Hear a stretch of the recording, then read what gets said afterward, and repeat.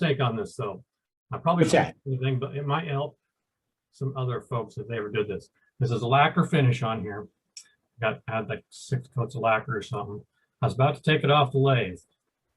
Well, I better put something on the inside before I take it off the lathe. And that was stupid. So I saw sitting over there was a bottle of OB Shine juice. I figured I'll just squirt a little bit of that in there, rub it around. All of a sudden I start hearing crick, crick, crack, crack, crack, and all of a sudden bang! Just the lacquer blew up and such from the expansion of the wood in there. So I had to sand it all back down. Wow. And re-lacquer. So it was a learning experience. So I just thought I'd share that in case. And it was a sharing experience. That's important. We've shared that. Wow. Brent, why did the lacquer expand? Why from the OB Shine juice? Yeah. Okay. From the inside, I put the OB Shine on the inside, and I think it just being real thin. You know, this is 3/16 inches thin. Yeah. Absorbed it, and I think it just Made the wood swell. blow up I the Did you lacquer. get it I hot see. when you put the OB Shine juice on? You didn't get it hot? No, Did you put friction on it? No? no, just squirt some in there and use a foam brush, spread it around in there. Maybe it reacted with the lacquer or something. I That's wonder, the yeah, I chemical. wonder if there was a chemical reaction there. I want to throw this one to Martin because I think you changed the molecular structure of that wood bead. You threw that stuff in there. Martin, what do you think? Eddie, Martin, still with us? unfortunately, I had to open my door, so I missed a lot of that conversation. What have you put on the outside edge of that? It's just lacquer. It's It's a rattle. lacquer on the outside edge. Was it dry when you turned it? I'm sorry, I couldn't hear you. Was it dry when you turned it? Oh, dry as a bone. Yep. So, yeah, I think it was just expansion from the linseed oil soaking into the wood from the OB Shine. Can I have a look at the bottom? Bottom is not finished. Right.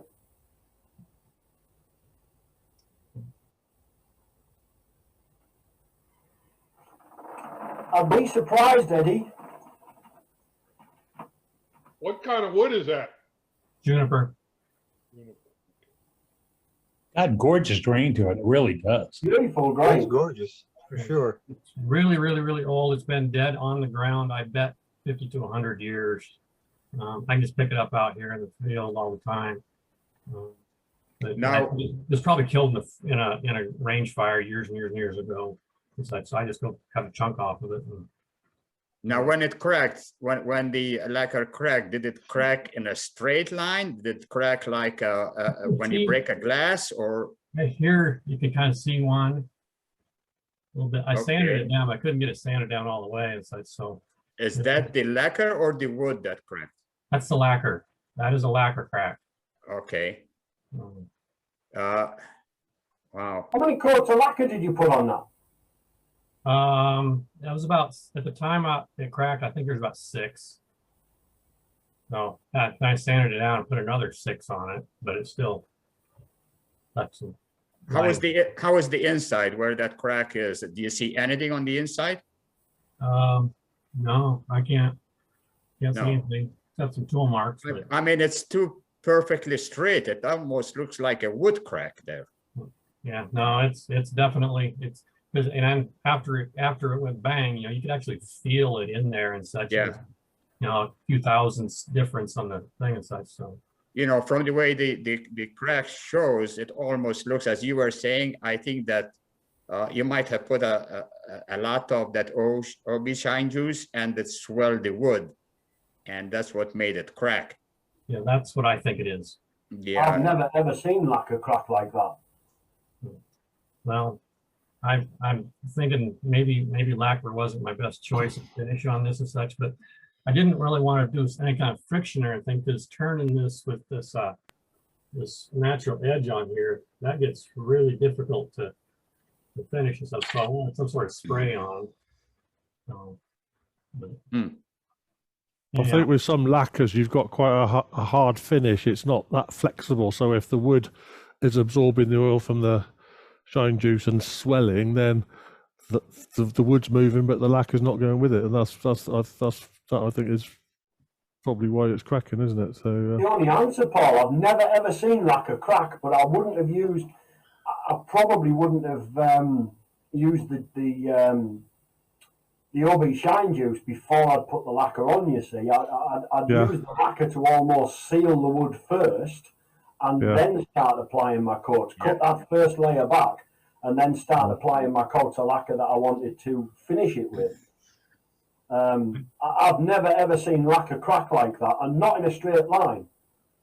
Yeah, that's But, what I mean, like it's expanded. And then, if you look at where it's cracked, it's following the usual pattern of the growth rings, isn't it? It's perpendicular to the growth rings pretty much. So it's your classical radial movement of a log along the growth rings. Here's the growth rings. Here's the crack. yeah, Yeah. no, it's top to bottom. It's almost like it's swelled out over and shrank back in over, Paul. Yeah. I think that's what it is. I'm not sure. You know, I don't think OB shine juice was probably the best choice on this, but it was sitting there handy. What the hey? Now, did you saturate that when you put the OB shine juice? Did you saturate it on the inside? Yeah, actually, out of a bottle, I just squirted it in there and Yeah, moving around with the foam brush. I think that's what did it. The wood swelled on you when you did that.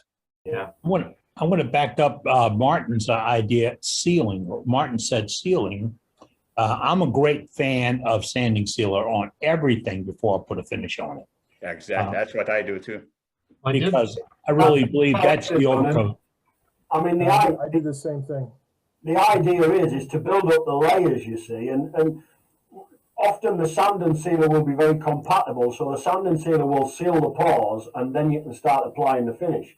The finish that I use, the lacquer that I use, is sufficiently thick enough to seal the pores in the first place. So all as I'm doing is like you would have done with that, is put the first coat of spray on.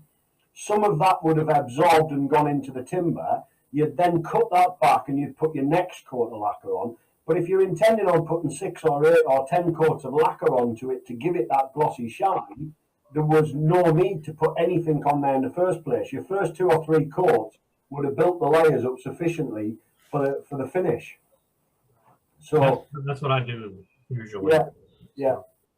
So next time, leave. I mean, there is this.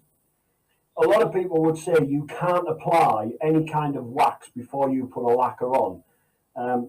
The internet and various other woodworking communities say that yes, you can, but they're not really compatible with each other. You're better off staying away from them. You know, it's that cross-reference of trying to put too many finishes on. I typically use a lot of de-wax shellac. I almost always put de-wax shellac on everything here at Section. And I think in the future, my smartest move would be to, before I put anything on the outside, seal the inside, because then any expansion can't happen. I think that would probably be a smart move. Get it finished. So, anyhow. All right. Thank you for sharing this evening, sir. Appreciate it.